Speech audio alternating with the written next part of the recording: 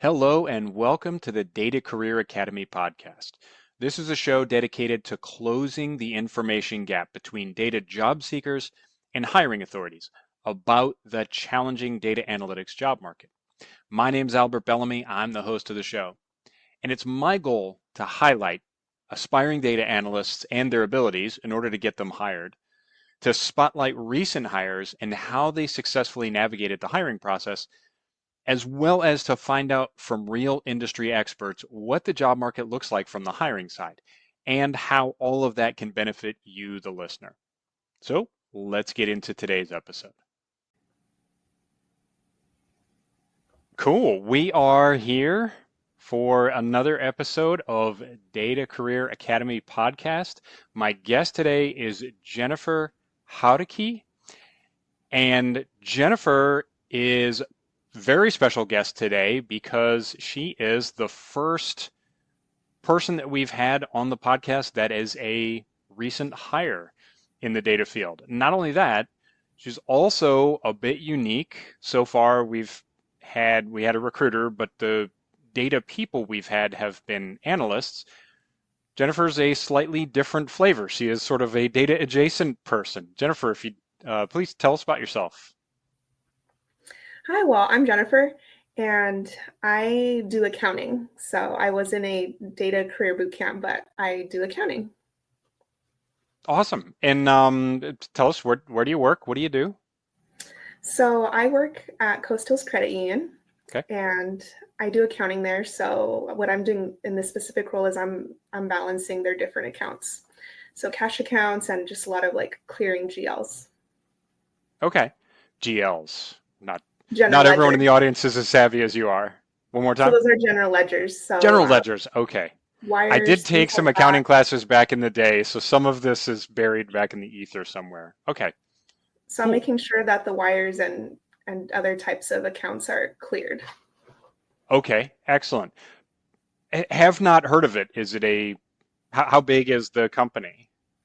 I think I've heard that it's about 400 people. Okay. So it's Neat. maybe like a medium-sized company, not Yeah, small, nice but it's size. not large. Regional credit union. Cool. How do you Yes. enjoy working there?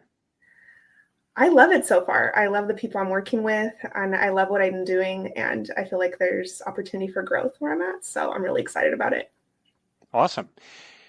And so you alluded to, you did do a data boot camp. And I remember when you and I first started talking or maybe talking about having you on the podcast, I asked, do you feel like your experience with the boot camp helped you to get this job? First of all, how long have you had this particular job? I don't think we covered that. It's about a month now. Awesome. Okay. Yeah, so just enough time to kind of figure out the culture. Um, how how did you find that your data bootcamp helped you get the job? Well, I my background is in was in excuse me, in college I studied math, and long story short, Gotcha. I ended up in accounting. And then I thought, well, data analysis. So my interest was in accounting or finance analysis. What I narrowed it down to was in that field. And when I was in this interview, that was on my data experience was on my resume or just like my projects and things like that. So they asked about it, and I let them know that I was passionate about accounting, but also financial analysis. And it's a small department, but they do have a financial analysis department Hmm. within finance, which accounting is also part of.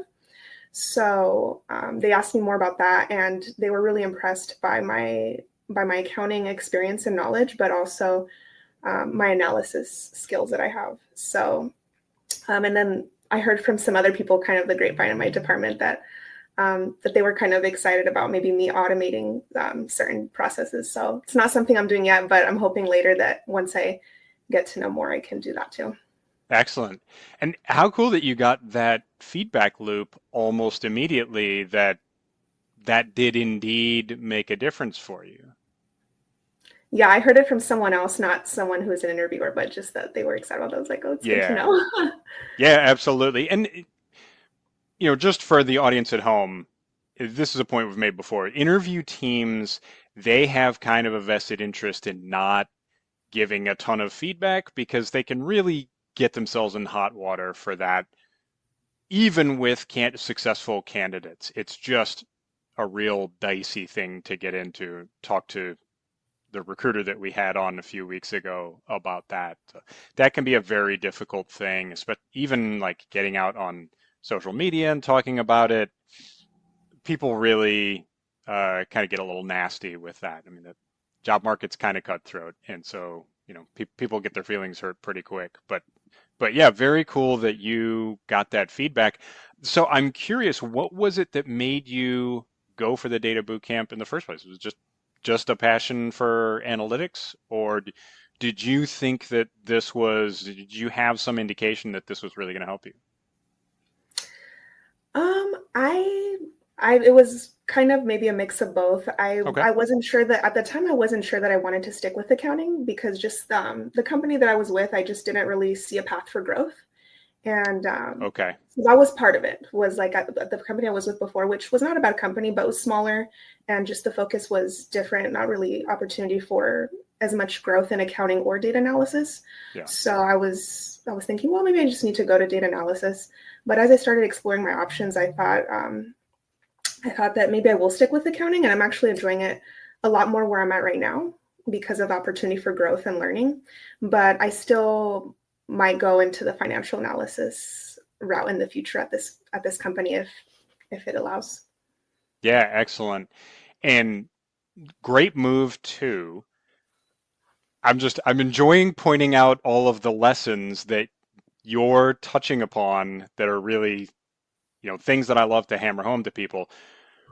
A couple of them occurred to me, and I probably should have written one down because I already forgot one. But one that's really good is the biggest step is to get in with a good company.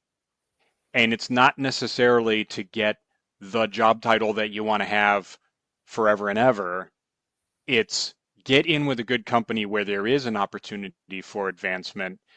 And that's great that you've already got an indication that there are jobs available for you, maybe even that your leadership has, sort of dreams of moving you up into eventually, um, already there for you, that you're not going to be capped and kind of stuck on the same team forever. Exactly. Yeah. Um, so even more interesting things about you is you came at some point from teaching, yes? Math degree, you were teaching math. Correct. How did that evolution happen? From teaching to accounting, or from Yeah, what part? all of it, but The yeah, whole let's talk thing. about teaching to accounting. Sure. Well, I mean, we might as well start from math to. Okay, so I had heard about data analysis towards the end of when I was getting my bachelor's degree. Hmm. And I didn't really know how to get into it. So back when I was a grad or undergrad student, I should say, I I didn't know how to get there at the time. So I didn't know about the boot camps yet or anything like that, or really what data analysis was really about. Just heard of it and found it interesting, data science, data analysis. Hmm. But I just didn't know what my next step towards that was. So I ended up, long story short, going the teaching route because I thought, well, I've been a camp counselor before and I really enjoyed the mentorship aspect. But that's with smaller groups, and Hmm. teaching is obviously with larger groups, and it's a different situation. So I found out that wasn't for me. And Yeah. so at that point, I was just searching for a job. So I think, okay, I'm trying to get out of teaching. I need to look for a job. So that's how I ended up in accounting and found that I really did like it. So that was how I ended up there. Yeah. What'd you love about accounting?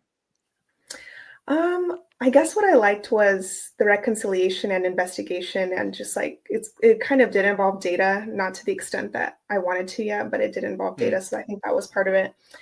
Um, Numbers and problem solving, but more in a reconciliation aspect. I liked that too. So I think that's what I started liking about it. Yeah. There's always a right answer, right? This is not subjective at all. There's a right answer and a wrong answer. You got to figure out how to get to right. That too. Yep. Yeah. Um, so math teacher became a staff accountant. Talk to me about the decision to start looking for a job. How did you approach that? And were you still employed right up until you you got hired for this next job? Yes, back to back, I was employed up until I got this job. I Yep. just had a weekend in between, I think, so there was no time at all between the two jobs. How did I start deciding? Well, just as time went on, I just felt like because of the size of the company too, and the nature of the company, it was a construction company. I Hmm. felt like, well, my opportunities here for growth at this time are mostly just maybe project engineer, coordinator, so more involved with the construction than I wanted to be. So I thought, well, like I am enjoying the accounting aspect of it, but still, what I'm doing here feels limited, Okay. except for just jumping straight into management. But that didn't seem like that was going to happen anytime soon. That's kind of a big jump to just go straight from what I was doing to management at Yeah. that time. So that was part of it, and yeah. So and I thought, well, we'll see what I find, and then I did the boot camp, and that also gave me more confidence and guidance for how to apply to jobs and completely revamping my resume and everything. So I felt like that really helped me Yeah. doing the project. So I just felt a lot more confident with having that mentorship to apply to jobs more. Okay. So I tend to talk a little bit of trash about boot camps. However, there are good ones, and Avery is a friend. So give us your pitch. What do you think about you did Data Career Jumpstart, right? Yes, I didn't Okay. finish it, but I did start it, and I still want to finish it. But I've just been Okay. kind of focused on other things right now, personal stuff and work. What classes did you do? I did the first 4 lessons or the first 4 weeks of it, and Okay. it's a 12-week program. Gotcha. All right. And what kind of technical skills were you learning? Well, I will say that before that, I actually did another boot camp. So I did Okay. the UC Berkeley extension one. Cool. Great boot camp, but mostly just skills focused. And then Avery's was a lot more, well, it had projects too, but I felt like his projects were way more, I guess, real life or relatable Yeah. to employers. So I really liked that about his boot camp. And I feel like it prepared me way more for interviews and kind of talking about my projects with employers. So you only got through 4 weeks. Did you see my class? I did. That's why I messaged you and added you. Yours was That's right. really There valuable. you And go. then, of course, the link you talked about, and then in Avery's other material too, talked about the LinkedIn and your Yeah. brand, and that really helped me too. So I'm trying to think, but like between the boot camps, I learned Python, SQL, and more in-depth Excel, and some other ones in the other boot camp, like non-SQL, Mongo type of stuff. But Oh, okay. yeah, so Awesome. that's from what I can Yeah, remember the quite a wide I learned. range. Okay. Yeah. Did they ask you specifically about any of them in this interview, or was it more kind of tell us about your love for data? In this interview, they didn't really ask me about the boot camps from what I remember, or they might have. I can't remember, but for sure they asked me about my projects. So in this interview and my other interview, other interviews I've had, I've noticed that they, even if it was an accounting interview versus a data analyst position, either way, I've noticed that if they had a personal connection, that made them even more interested in that project. So this other, for example, had a city bike project, and someone who was interviewing loved biking. So we talked about that. So that's just another thing that I noticed too. And then another one was, the DoorDash project that I had. So those Okay. kind of things really piqued their interest and impressed them. And where did it, so that now that's interesting. Where did they see your projects? Do you have them listed on your resume? Yes. Okay. How many do you have listed on there? Want to say I have 3 to 5, something like Okay. that, maybe 4. Yeah. And I have Okay. my portfolio linked on there too, but Gotcha. I just Do you have projects listed there. did you get any indication that they clicked through to your portfolio? I don't have an indication that they did that. They Okay. just talked. So I don't know if they did that, but they talked about it in the interview. So the questions they asked seemed like they were coming from the resume. Exactly. Okay. Yeah, I'm always fascinated by the barriers to entry because the school of thought seems to kind of go from everybody have a portfolio and it will open doors for you. And what I've seen is they tend to hone in on the things on the resume, and unless you're going for a highly technical role, they don't generally actually look at your portfolio. So good for you keeping the projects on your resume. Awesome to hear that that was a differentiator. Curious to know a little bit more detail about the job search. Were you out there actively job searching, or did this thing kind of fall in your lap? I was actively job searching and applying. Okay. So describe your strategy. How were you looking for jobs? I tried LinkedIn jobs, Hmm. didn't have much success with that, had a lot of Okay. scam jobs. And then maybe it's also because the area I live in, I do live in a smaller Hmm. area. So that might be part of it too. Because I thought, well, if I move somewhere for a job, I don't know where I want to move anyways. So I don't know. So it was kind of hard. And then, but I did apply to jobs on LinkedIn, a lot of scam jobs, at least the ones I got. And Indeed um, was where I got the most. I can remember. Yeah, it was where I got my interviews, including this one. And sometimes Okay. they would Good to redirect me know. to their website. But yeah, I looked for data analyst, or just like I would just type data and just try to see what came up. Some of it had different job titles that were still relevant. So data, and then I would look for accounting, and I just saw What's the what actual title of the job? Like when you saw the job listing, did it just say staff accountant? staff accountant. Okay. But it popped up in a data job search. No, it popped up when I Googled, I mean, not Googled, when I looked up accounting. So I would look up data Oh, and then I would okay. look up accounting. Gotcha. Okay. How many, so let's talk numbers. About how many applications did you submit during the process? Um, that I don't remember. Maybe Ballpark's fine. definitely at least 20, maybe 50. Okay. All right. But I How think it many, was did you less get for any me. other, you Oh, thought it sorry, was go what? ahead. Did you get any other interviews other than this one? I did get other interviews. Okay. How did those ones go? I'm trying to think. They were either good or okay, I felt like. And then Hmm. sometimes I'm trying to think what was one that like for example, there was this one that said I was asking for too much in pay. Hmm. So that was a remote data analyst job. Okay. And so that happened with that one. I felt like that one went well, at least when we were talking, but then, later they gave me that feedback and they Mm, said they hired someone else. And then yeah. let's see, Sounds to me like other they just didn't know what you jobs, were worth. sometimes I didn't have the exact skills they wanted, things like that. Okay. Budget analyst, that was Did they another job I still did call you for. in for an interview? So you got some feedback from them. You said that I the was jobs that interviewed for were, that remote data analyst one. okay. So how many interviews did you go on total? Mm, maybe 5, Wow. Okay. Yeah. So 20 maybe applications, 3 or 20 to 5. 50 applications Mhm. to 5 interviews. That's a really good hit rate. So either you're searching really well or you're just an awesome candidate. Thanks. Well, Yeah. I think that finance and accounting, or just like even like finance analysts, I got interviews for those too. It was Hmm. there's a high need for finance, so finance people. Yeah. Absolutely. Yep. Good. Hot market still.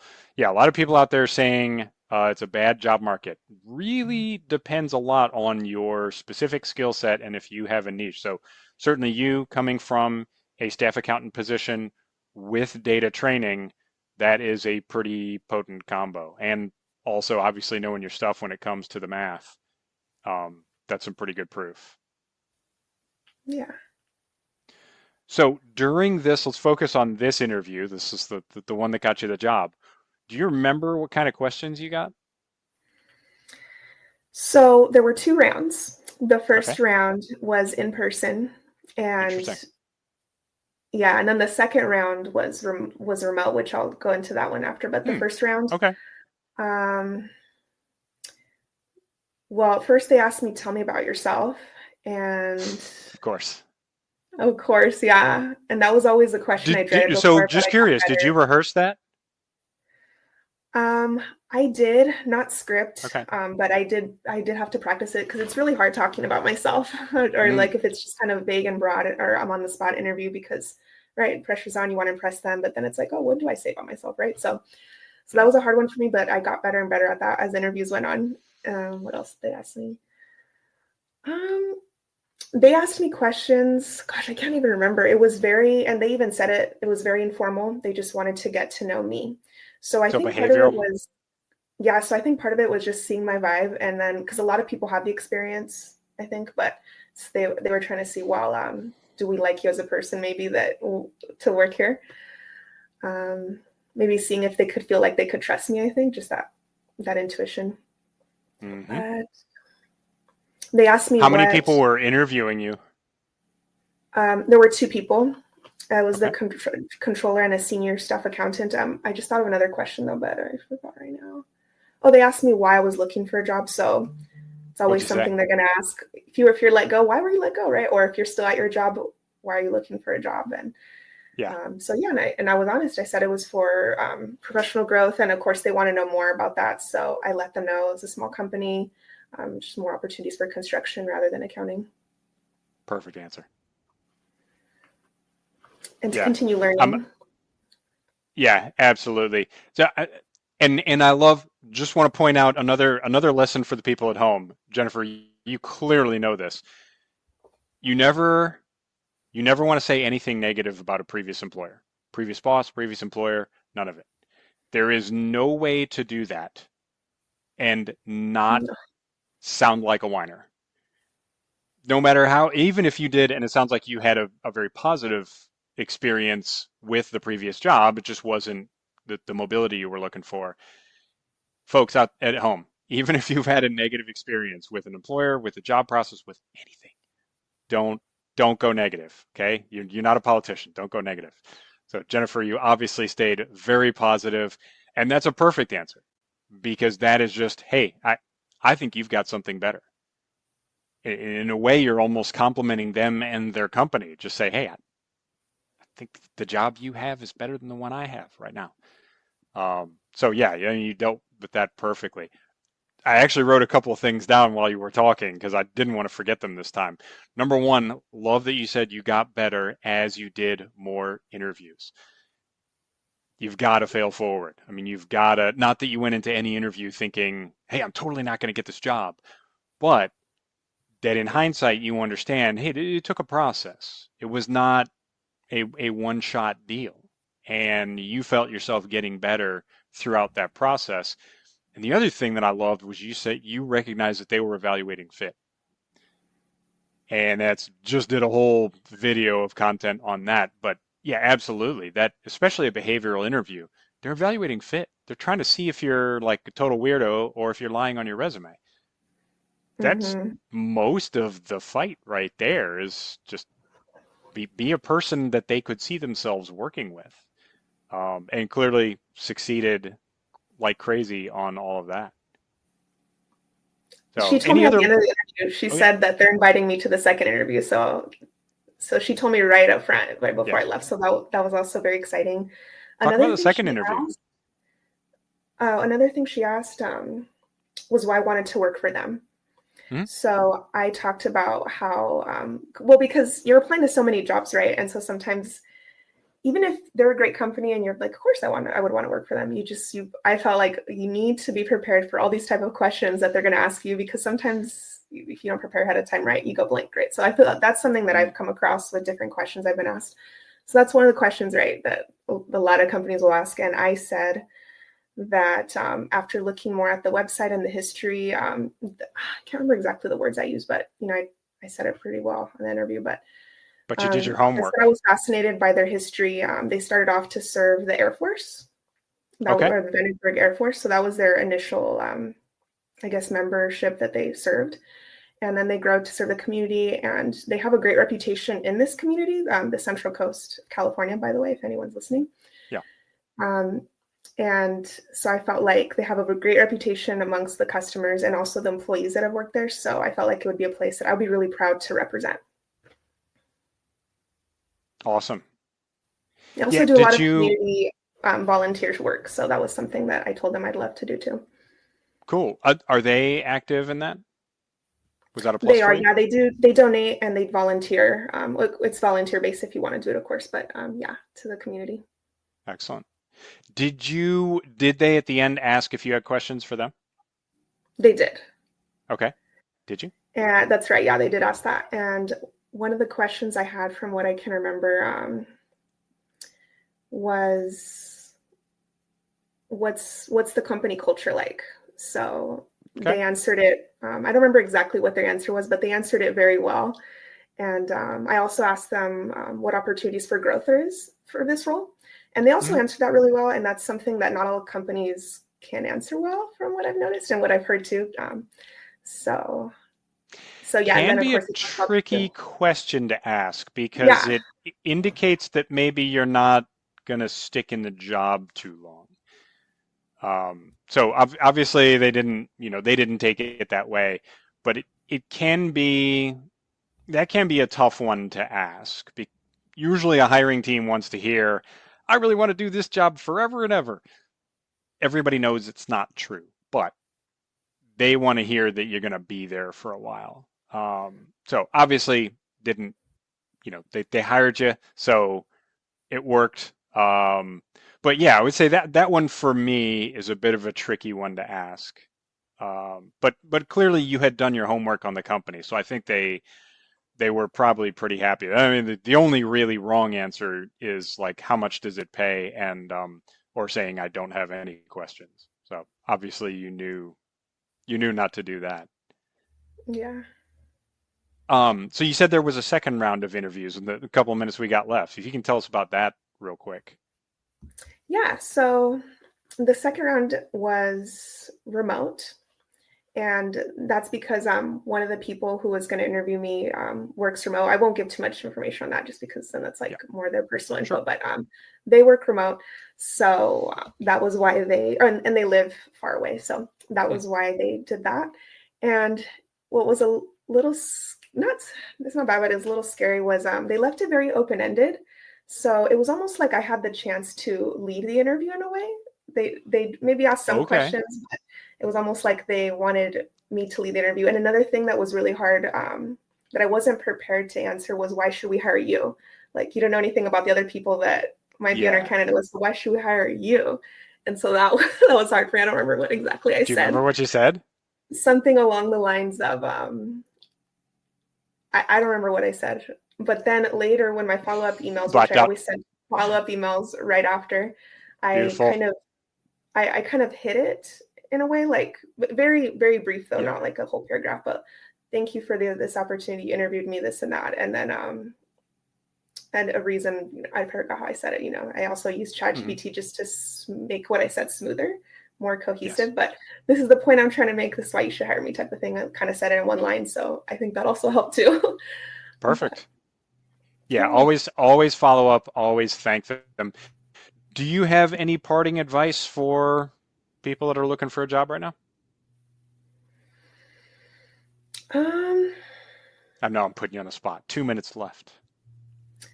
it's okay. I can also stay for a few minutes after that, maybe Okay. 5 more minutes Good. extra. But gosh, I'm trying to think.